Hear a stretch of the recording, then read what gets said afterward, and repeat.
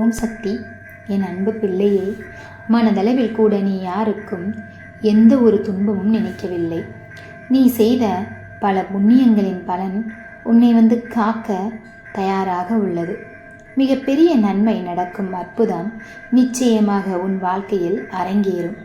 இதுவரை எத்தனையோ பேருக்கு நீ நல்லதை செய்தாய். அந்த அத்தனையும் உன் வாழ்க்கையில் நிச்சயமாக நல்ல நல்ல மாற்றங்களை கொண்டு வரும்.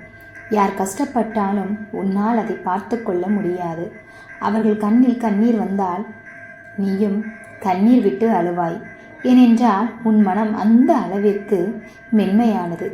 யார் மனதையும் கஷ்டப்படுத்தக்கூடாது, யார் கஷ்டப்படுவதையும் நான் பார்க்கக்கூடாது. என்னை பொறுத்த அளவு அனைவரும் நன்றாக இருக்க வேண்டும். நான் எப்படி சந்தோஷமாக இருக்கிறேனோ அப்படி இந்த உலகத்தில் எல்லாரும் சந்தோஷமாக இருக்க வேண்டும் என்று நான் ஒவ்வொரு நாளும் என்னிடம் நீ வேண்டிக் கொள்கிறாய்.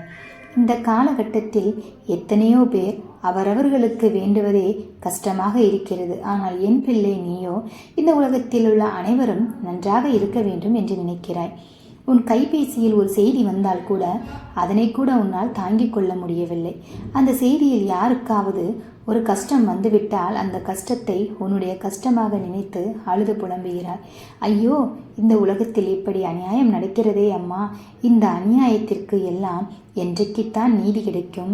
நீங்கள் இருக்கிறீர்களா? நீங்கள் இதையெல்லாம் பார்த்து கொண்டுதான் இருக்கிறீர்களா அம்மா? இதற்கு எல்லாம் ஒரு விடிவு காலமே வராதா என்று புலம்புவாய். இப்படிப்பட்ட என் பிள்ளையின் நல்ல மனது எனக்கு தெரியும். இப்படிப்பட்ட நல்ல மனது உடைய என் பிள்ளையைத்தான் அனைவரும் காயப்படுத்துகிறார்கள். நீ என்ன பெரிய நல்ல குணம் படைத்தவரா?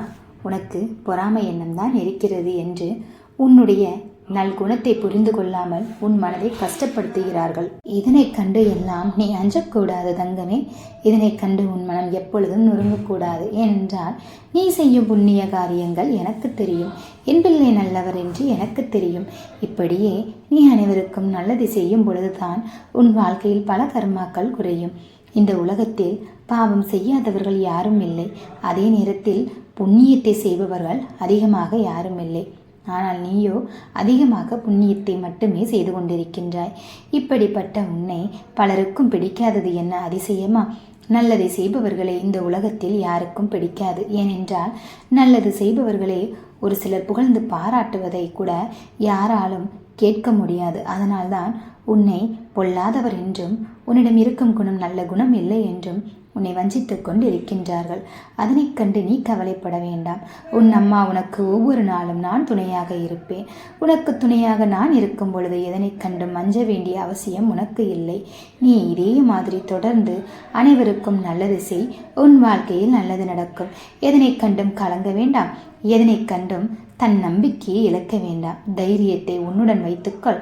அனைவருக்கும் நல்லதை செய். நல்ல காலம் உனக்காக காத்து கொண்டிரு. புண்ணியங்களின் பலன் உனக்கு மட்டுமல்ல, உன்னுடைய அடுத்த தலைமுறைக்கும் நிச்சயமாக கிடைக்கும். உன் பிள்ளைகளுக்கும் நீ செய்யும் புண்ணிய காரியங்களின் பலன் கிடைக்கும். அவர்களும் வாழ்க்கையில் சந்தோஷமாக வாழ்வார்கள். அதனால் எதை நினைத்தும் நீ கண் கலங்கக்கூடாது. முகத்தில் எப்பொழுதும் புன்னகையுடன் இரு. உன் வாழ்க்கையில் பூ பூத்ததைப் போல மகிழ்ச்சி எப்பொழுதும் நிரந்தரமாக இருக்கும் தங்கமே.